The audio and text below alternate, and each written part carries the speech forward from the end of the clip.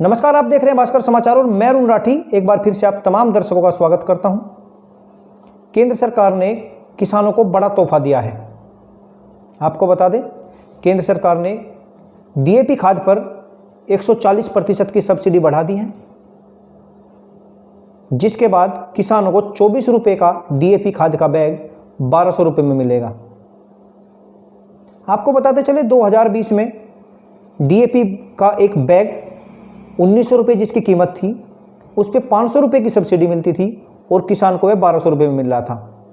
लेकिन अंतर्राष्ट्रीय मार्केट में उछाल आने के बाद डीएपी खाद में 2400 रुपये की कीमत कर दी गई, जो किसानों को काफ़ी अधिक लगी और किसानों पर बड़ा बोझ पड़ने वाला था।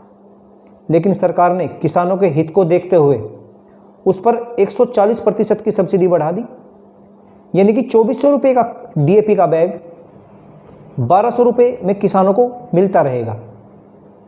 ऐसे में किसान नेता और किसान इससे कहीं ना कहीं नाखुश भी नजर आ रहे हैं। कहीं ना कहीं सरकार के इस फैसले का किसानों को तो लाभ मिला ही है, लेकिन किसान नेता और विपक्ष पार्टियां इस पर कुछ सवाल खड़े कर रही हैं। इस महत्वपूर्ण बिंदु पर चर्चा करने के लिए हमारे साथ एक पैनल मौजूद है। मैं सबसे पहले अपने मेहमानों का परिचय करा दूं। हमारे साथ मौजूद है सरदार वीएम सिंह जी, जो किसानों के नेता हैं। हमारे साथ मौजूद है अरुण तोमर और बॉबी, जो रालोद के प्रवक्ता हैं। हमारे साथ मौजूद है सवित मलिक, जो किसान यूनियन से अध्यक्ष हैं। और हमारे साथ मौजूद है दिनेश दुबे जी, जो भाजपा किसान मोर्चे के निवर्तमान राष्ट्रीय महामंत्री हैं। आप सभी मेहमानों का बहुत बहुत स्वागत है। मैं सबसे पहले सरदार जी के पास जाना चाहूँगा। सरदार जी, जिस तरीके से सरकार ने डीएपी पर 140% की बढ़ोतरी की है, जो सब्सिडी है 140% बढ़ाई है और इसको किसानों को बड़ा तोहफा देने की बात कर रही है, तो आपकी क्या प्रतिक्रिया, इस पर किस नज़रिए से आप देखते हैं? देखिए, ये तो वही बात है, पहले किसी को जेल में डाल दो और फिर बाहर निकाल दो। जी, मुझे समझ नहीं आ रही कि सरकार जो है आज की तारीख में उनको क्या जरूरत थी इसको बढ़ाने की। पहले तो जी, अंतरराष्ट्रीय बाजार में अगर रेट की बात करते हैं आप, डीजल का कितना रेट बढ़ा है जी, उसका आपको ध्यान नहीं है। डीजल का रेट अंतरराष्ट्रीय बाजार में बहुत कम हुआ है और आपने बहुत बढ़ा दिया है। जी, वहीं आप देखिए, अगर डीएपी हो, एनपीके हो, एनपीके में कोई भी वेरिएंट हो, 12-32-16 हो, 20-32-16 हो, जी, या 20-20-16, जो भी आप वेरिएंट लेना चाहें, जी, इनके अंदर ज्यादा कंपटीशन होता है फॉस्फेट का। और फॉस्फेट पिछले एक साल में कितना बढ़ा है, 46% वेरिएंट होता है फॉस्फेट का। और पूरे अगर आप अंतरराष्ट्रीय बाजार में देखते हैं, $71 का रेट था अप्रैल 2020 में, जो आज उठ के $94 हो गया है। जी, कितना बढ़ गया है। तो क्यों नाटक कर रहे हो, क्यों ड्रामा कर रहे हो? पहली बात तो ये है। और दूसरी बात ये है कि आपने सब्सिडी दी किसानों को और मालामाल हो गए फर्टिलाइजर कंपनीज। जी, अगर जितना प्रॉफिट में है आज की तारीख में भी, जितनी कंपनियां हैं ये सब प्रॉफिट में हैं। जी, और वो प्रॉफिट में होने के बाद में अगर कहीं उनको कमी भी लग रही है किस चीज की, तो रहने देते ना। किसान को कमी होती है, उसकी जमीन नीलाम हो जाती है, उसका रेट नहीं मिलता है। हमारे गन्ने का आपने 4 साल में रेट नहीं बढ़ाया, आपने कुछ नहीं किया और उसमें कुछ नहीं बोलोगे आप। पर उद्योगपति को कहीं से पीड़ा ना हो जाए, जी, इसके लिए आप सब्सिडी दोगे और ऐलान करोगे दुनिया भर में कि आपने किसानों को फायदा किया। अरे कल ही कल में आप नेशनल केमिकल्स का देख लो, आप दीपक केमिकल्स का देख लो, राष्ट्रीय केमिकल्स का देख लो, आप चंबल का देख लो, सब 10 से लेकर 18% एक दिन में उनके शेयर की बढ़ोतरी हो गई है, एक दिन में। अरे क्या बात करते हो, ये बेवकूफ बनाने का सौदा बंद करो, कोरोना में काम करो, लोगों की जान बचाने का काम करो। ये बकवासबाजी बंद करनी चाहिए सरकार को आज। जी, बिल्कुल लौटेंगे आपके पास। हमारे साथ अरुण तोमर जी जुड़े हैं। अरुण जी, आप किस नज़रिए से देखते हैं, जिस प्रकार से 140% की सब्सिडी में बढ़ोतरी की है, क्या इससे किसानों को लाभ मिलेगा? ऐसा है राठी जी, अभी सरकार ने बगैर किसी किसान के मांगे जी अगर मैं बात करूं 2014 का जो मैनिफेस्टो था बीजेपी सरकार का, उस मैनिफेस्टो में बीजेपी सरकार ने कहा था कि हम स्वामीनाथन आयोग रिपोर्ट को लागू करेंगे। जी उसके बाद में हर प्रधानमंत्री जी के भाषण में रहा कि हम 2022 तक किसान की आय डबल करेंगे। जी किसान की आय डबल करने के लिए पिछला जब कोरोना काल आया तो उस कोरोना काल में भारतीय जनता पार्टी ने किसान बिल ला दिए, जी जो इस देश का नहीं, इस देश से बाहर भी रहने वाला किसान विरोध कर रहा है टोटल। जी उसके बावजूद भी सरकार इस चीज पर अड़ी हुई है कि नहीं, हम ये बिल आपको देंगे ही। जी अब जो आप मुद्दा उठाकर लेकर है डीएपी का, जी भारतीय जनता पार्टी की सरकार केवल और केवल एक काम करती है कि जी। किसान है, अगर जिस क्षेत्र में मैं रहता हूं इस क्षेत्र की बात करूं तो गन्ना किसान है, गन्ना किसान अपने किसान उसका गन्ने का मूल्य ना मांग ले, दाम ना मांग ले, जी तो किसानों को उलझा दिया, उसे पर्ची ना दो। जी अग्रिम मुद्दा खड़ा करने का काम भारतीय जनता पार्टी करती है। जी अब डीएपी के दाम बढ़ाना और उस पर सब्सिडी बढ़ाना, जी। ये दोनों चीज सरकार कर रही है, तो भाई इसमें किसान का कौन सा लाभ होया? मैं सरकार से पूछना चाहता हूं कि कौन सा गणित है सरकार के पास में कि जिससे ये कह रही हो कि हमने किसानों को लाभ दे दिया या इतनी सब्सिडी बढ़ाने से किसान को लाभ मिल गया। जी कल कट्टा कितने का मिल रहा था डीएपी का, आज कितने का मिल रहा है? सरकार के नुमाइंदे बताओ इस चीज को। जी रही बात पूरी आय बढ़ाने की और घटाने की, मैं एक सिर्फ राठी जी इस मंच के माध्यम से, सिंह साहब बैठे हैं, जी। ये तो बहुत ज्यादा जानते हैं मेरे से। मैं एक चीज जानना चाहता हूं, उत्तर प्रदेश सरकार को 5 साल पूरे होने को हुए, जी इस 5 साल में बिजली के दाम कितने बढ़ाए, डीएपी यूरिया के दाम और पेस्टिसाइड के दाम कितने बढ़ाए, जी डीजल के दाम कितने बढ़ाए और गन्ने के दाम कितने बढ़ाए? जी ये अगर सरकार कोई फार्मूला बता दे और ये बता दे कि किसान को घाटा कितना हुआ इस 5 साल के पीरियड में, अगर ये कोई अर्थशास्त्री सरकार के पास में हो तो समझा दे। ये जी। डबल करने वाली जो बात है इनकी, डबल करने की बजाय घाटा कितना किया इन्होंने, अगर ये उस चीज को समझा दे, उस सत्यता पर आ जाए, तो जी। सरकार की भी समझ में आ जाए, पब्लिक की भी समझ में आ जाए कि ये बातें क्या करते हैं। जी। जब भी कोई चीज देने की बात करते हैं, इनका फार्मूला दूसरा होता है। ये कभी जी। ये नहीं कहते कि हमने गन्ने का भुगतान कहां तक का करा है, जी। ये कहते हैं कि हमने गन्ने का इतना भुगतान करा दिया। या वो भी जी। भैया ये भी बता दो कि बकाया कितना है।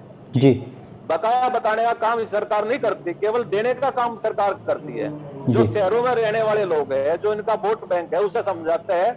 इन्होंने 2 फाड़ करने का काम करते हैं, उन्हें कहते हैं कि हमने अरुण जी, कहीं ना कहीं आपका मानना है कि जिस तरीके से पहले डीएपी के दाम बढ़ा दिए गए, उसके बाद सब्सिडी दी गई, उससे किसानों को लाभ मिलने वाला नहीं है, क्योंकि जो बैग पहले 1200 रुपये का मिल रहा था वो आज भी 1200 रुपये का ही मिल रहा है। लौटेंगे आपके पास, हमारे साथ किसान नेता है सवित मलिक जी।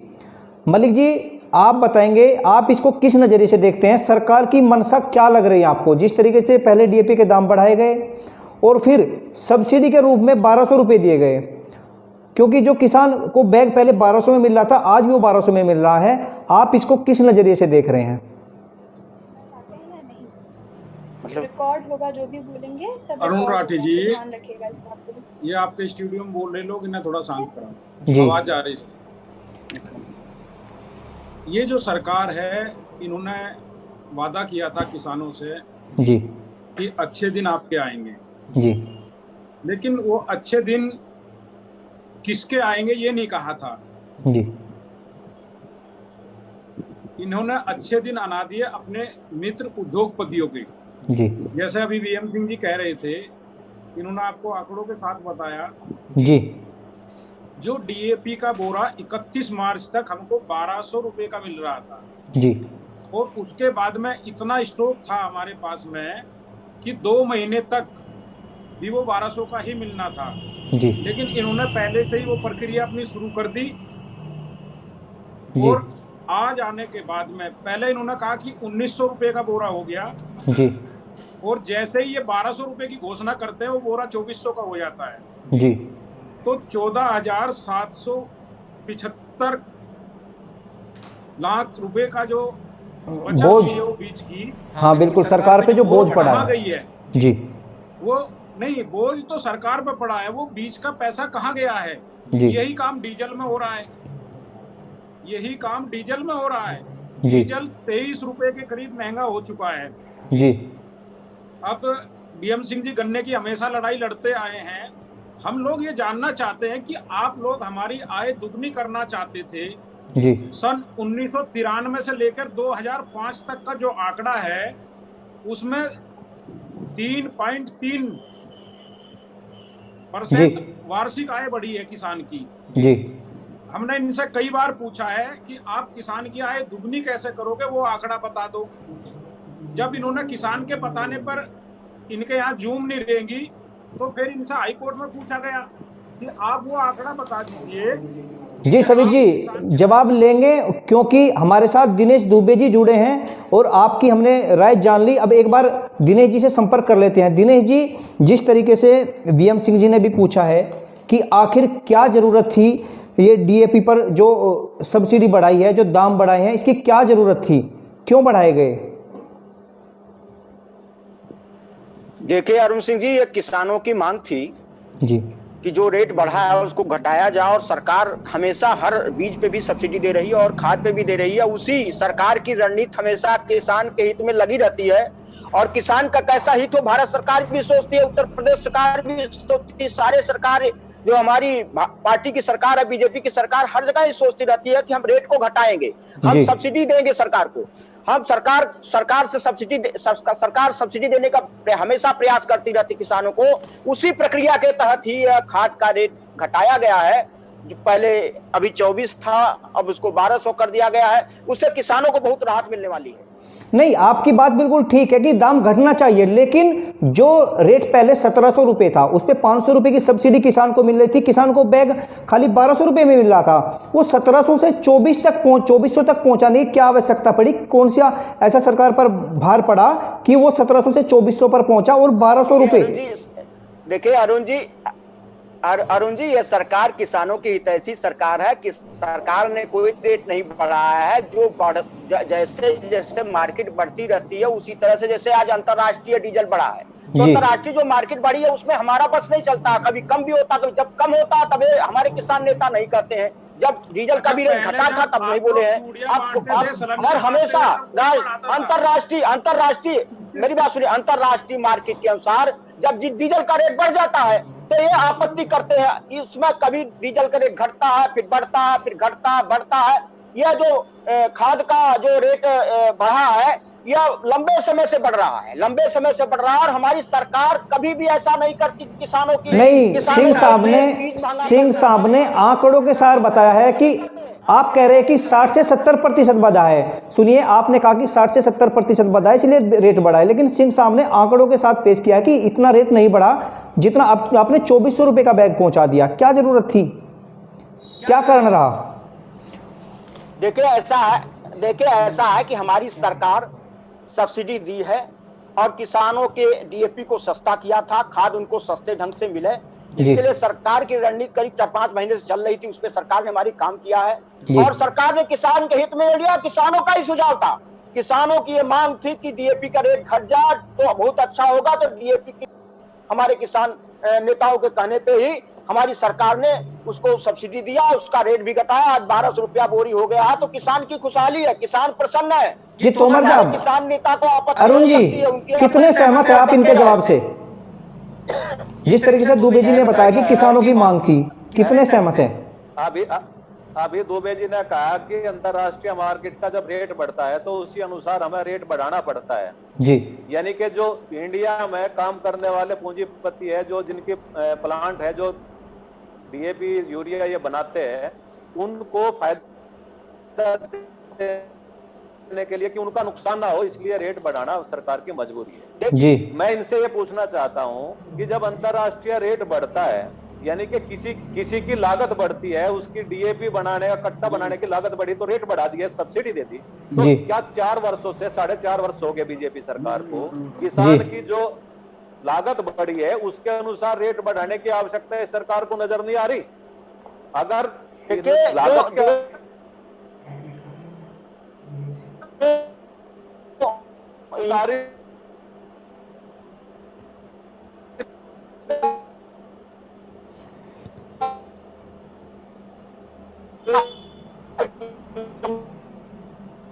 जी अरुण जी, नेटवर्क कंजक्शन की वजह से आप लोग की आवाज नहीं आ रही। मैं सवित जी आपसे जानना चाहूंगा कि सरकार दावे कर रही है कि पिछली सरकारों के मुकाबले बीजेपी ने गन्ना भुगतान अधिक किया है।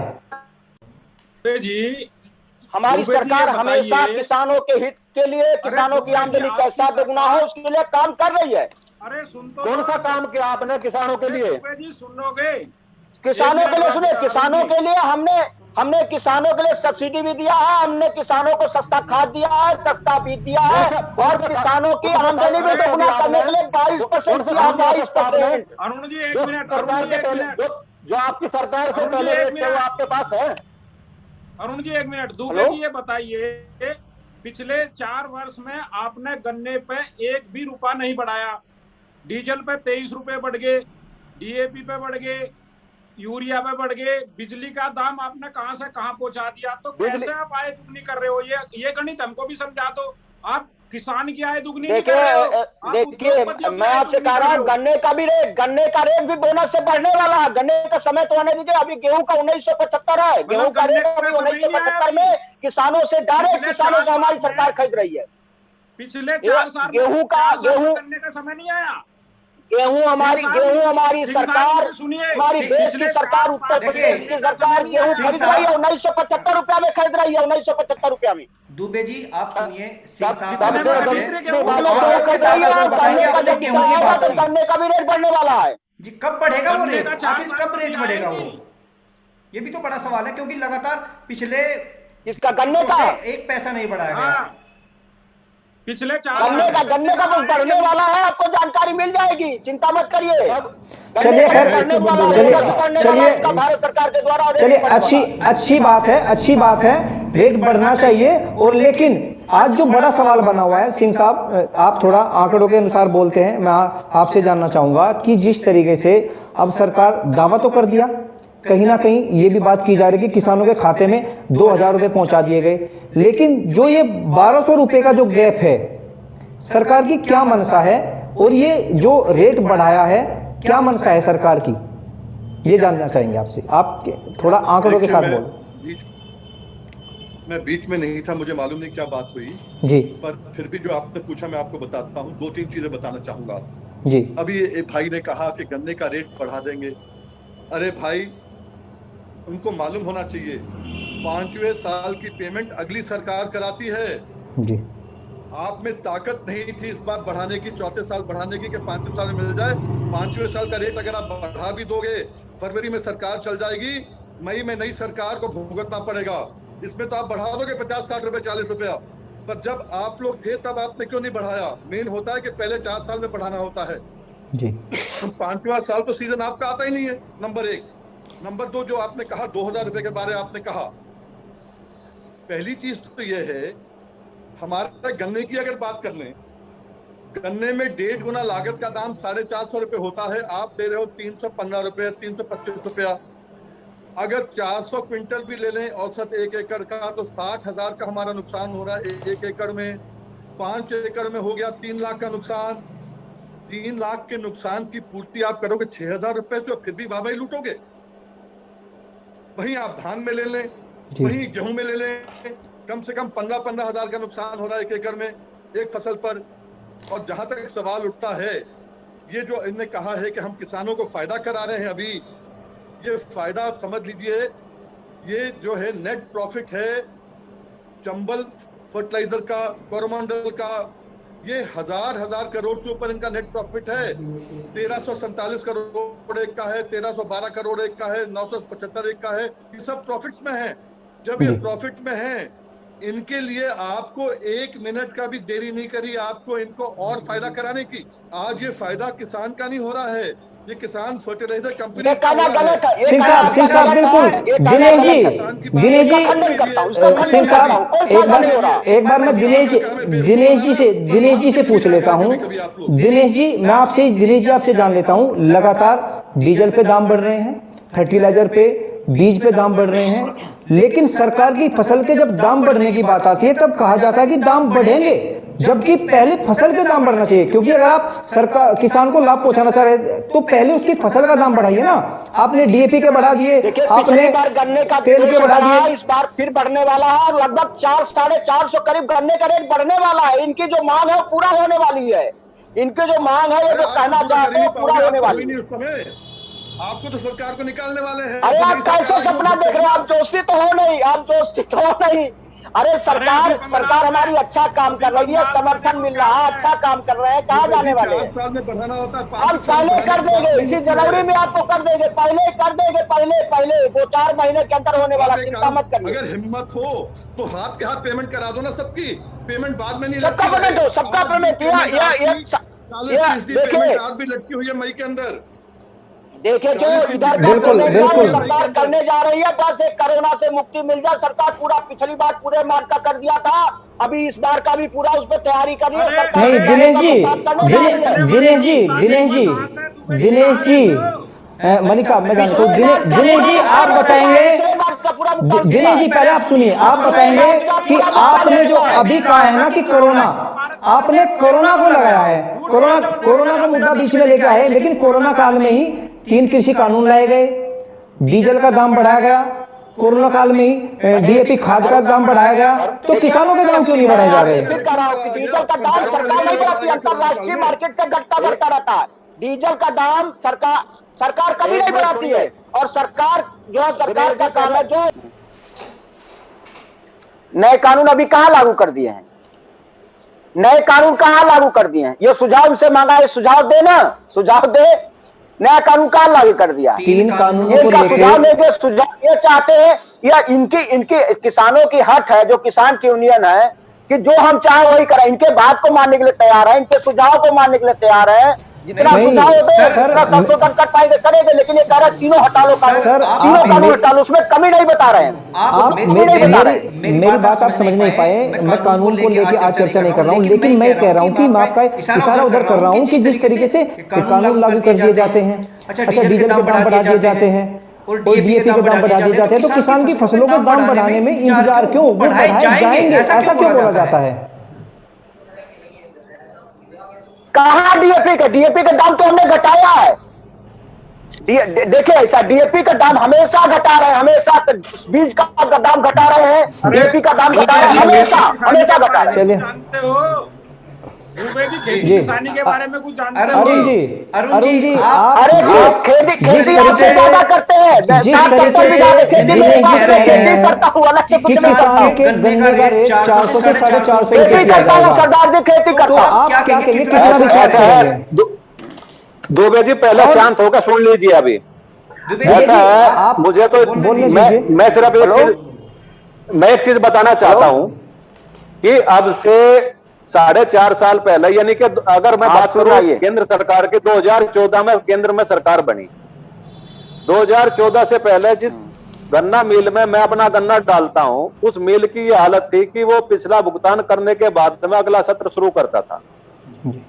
आज उस मिल की हालत यह है कि पिछले साल का भुगतान अभी तक नहीं हुआ।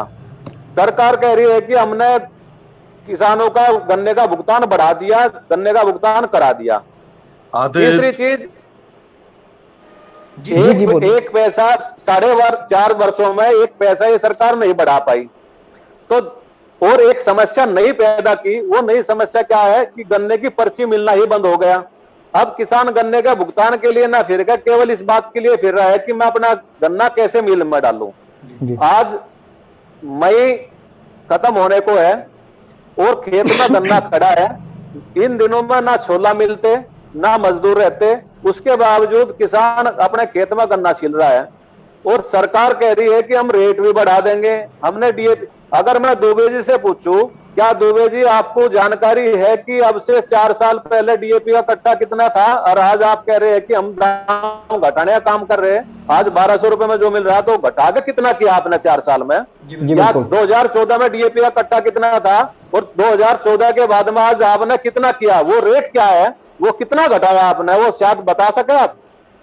आप कह रहे हैं कि हम गन्ने के दाम बढ़ाएंगे और कब बढ़ाएंगे ये आपको पता नहीं। जो चीजें आपको पता नहीं है उसके विषय में 4 साल 5 साल नहीं, 8 साल पहले 650 का था। 4 साल से कोई रेट नहीं बढ़ा है।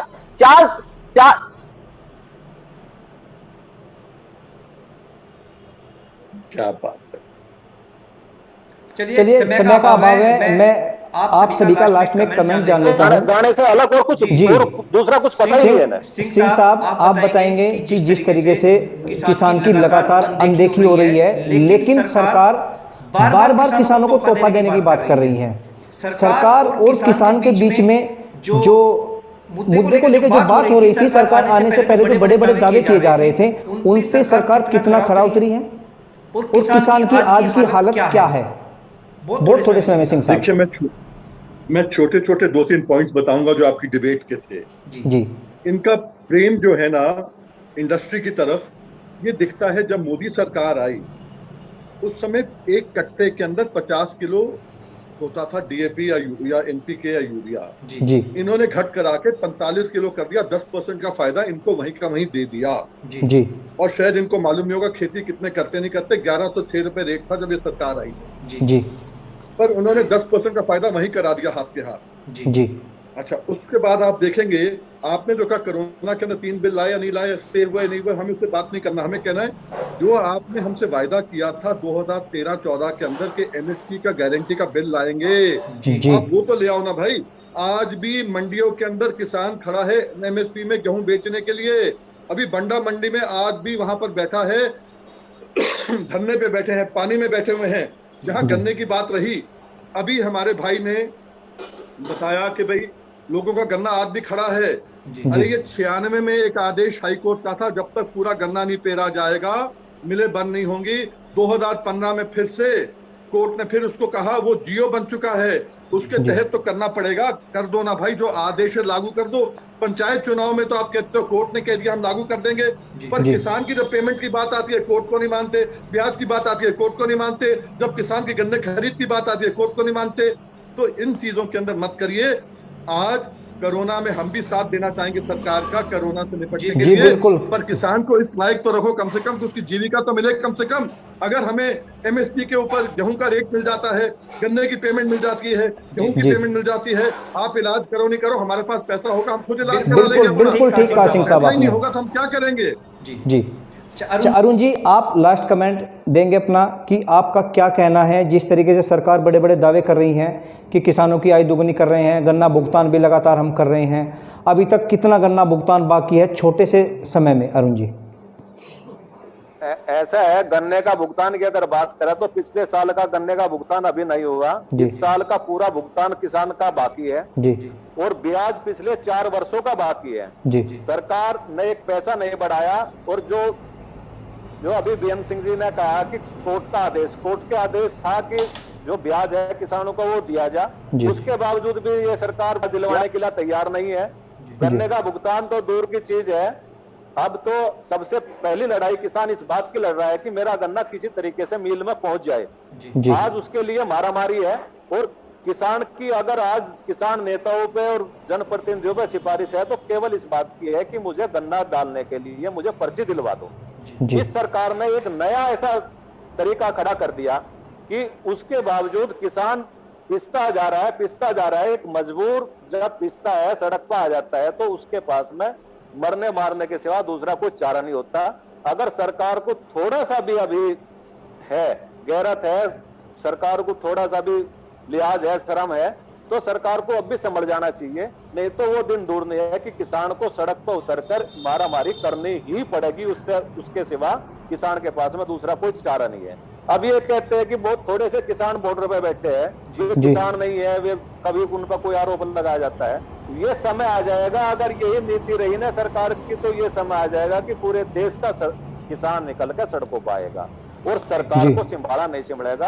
अब अरुण जी, एक बार जो पूंजीपति साथी है उनसे थोड़ा सा हाथ खींचकर किसानों की तरफ सोच लेना चाहिए। जी, अब मलिक साहब आपसे जान लेते हैं, जिस तरीके से किसान आंदोलन भी आज चरम सीमा पर है और कहीं ना कहीं जो डीएपी के दाम 2400 हो गए थे, घटाए हैं, सब्सिडी बढ़ाई है, तो 1200 में किसानों को मिलेगा। ये कहीं ना कहीं इसको किस नज़रिए से देखते हैं? थोड़े कम समय में बताएंगे कि ये जो 1200 रुपये जो सब्सिडी के घटाए हैं, ये क्यों घटाए? क्या सरकार किसानों के आंदोलन का दबाव मान गई? या कोई और कारण रहा है? छोटे कम अरुण समय। राठी जी, हम लोग पहले से कहते आ रहे हैं ये पूंजीपतियों की सरकार है।